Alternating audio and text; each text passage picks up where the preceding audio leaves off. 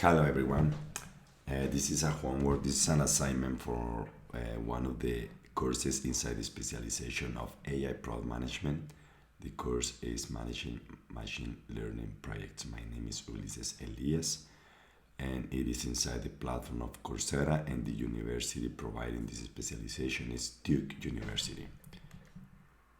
The instruction is that we needed to choose a problem within our industry or field of interest that I think might be an opportunity for machine learning to help solve.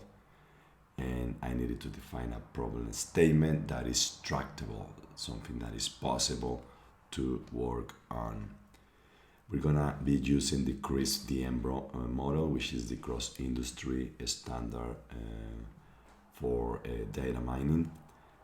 That includes 6 steps. We're gonna be using some of them in order to comply with the assignment.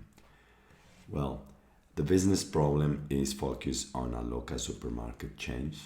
This is a local chain in Mexico.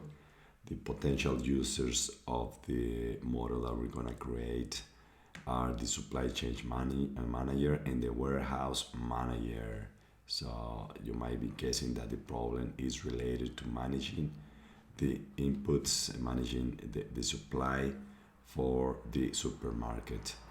And the problem is that this company, the business, is having difficulties at optimizing the right amount of beverages in the storehouse based on the demand along the weeks and season. The beverages is a type of product inside the supermarket that moves very, very fast, and it all depends on several variables that we're going to be analyzing.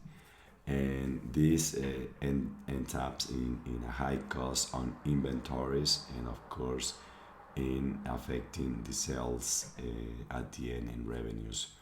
We're gonna predict the demand of beverages to order and have in inventory in all the locations of the supermarket stores. We're gonna run a pilot project in one of the locations, but it is something that can be translated in the rest of the locations. The output that we are trying to find is to reduce the error to predict the right amount of beverages to have in inventory to cover the demand, to always have the optimal amount of inventory in order to be always replacing the beverages that are bought by different buyers and shoppers. And the outcome is to reduce cost on inventories and of course increase sales. The opportunity is that this model could be used not only on one supermarket location but potentially in all the locations of the business chain, and not only on this business, that it is something that can be translated to other supermarkets. If it is successful, then we could develop more models for other applications inside the supermarket. There are some possibilities to use heuristic models. There might be these other ways used, like for example analyzing sales per location of the different beverages and making a smart guess on how many products to put on the fridge or on the shelf or on the storehouse, and have a record on that.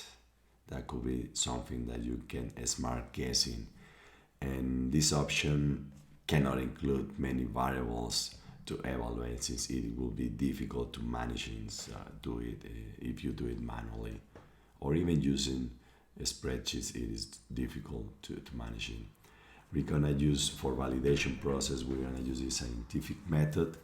The hypothesis is, if we optimize the supply chain process by ordering the right amount of beverages based on the right prediction by using machine learning techniques, then we could save considerably dollars a year.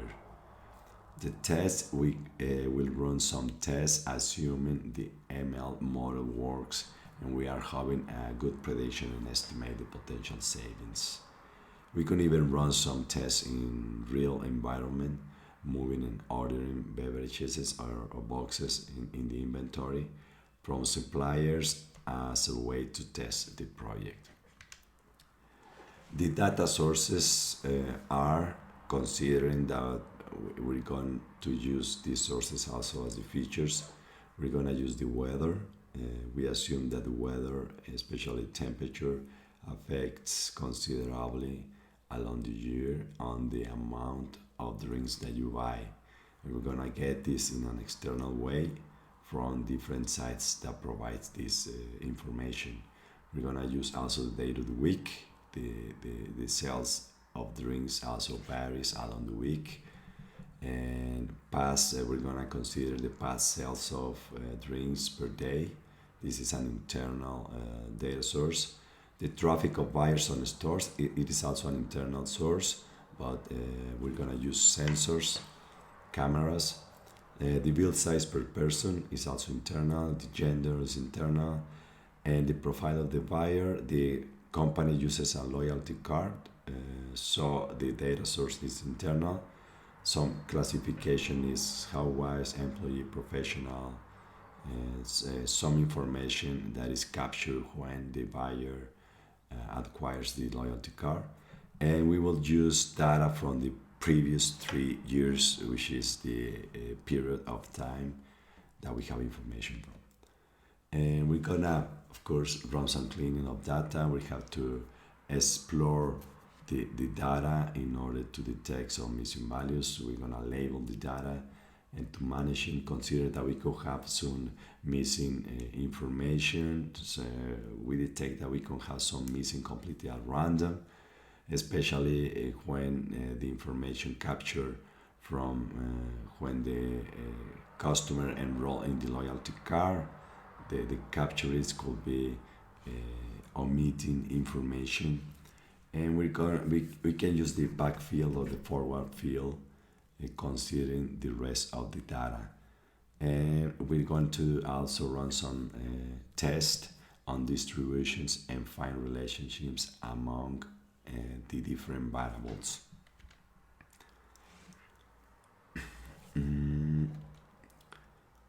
In order to create the model, we propose to use first a linear regression considering the proposed variables as features, trying to predict sales as the target variable. We're going to, of course, try to select the best features. We're going to run some statistical tests using filter methods first. And we're going to use the five-fold cross-validation to find a good model, the most accurate model. And after that, we want to train it with the data and, of course, test it. Along the certain period of time, maybe considering 2 or 3 months ahead, we're gonna have to retrain the model in order to detect some movements in the prediction. and if we detect that the current model is not really predicting the sales, the right sales, we're gonna have to update it with new information, with new data.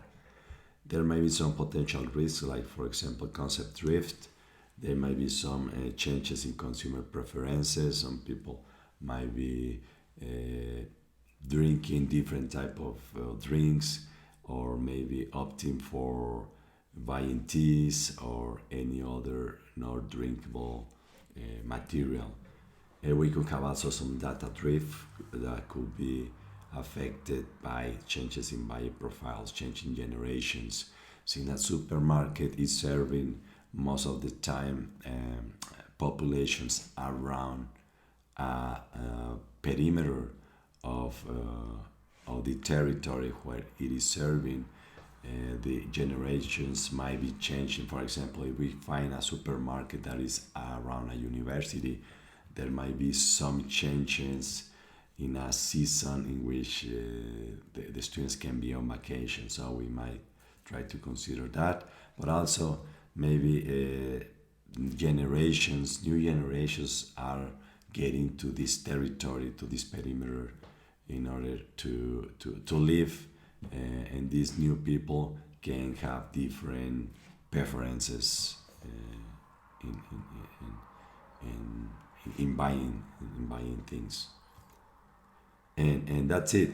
That is what we plan to model. We don't have still the data and information.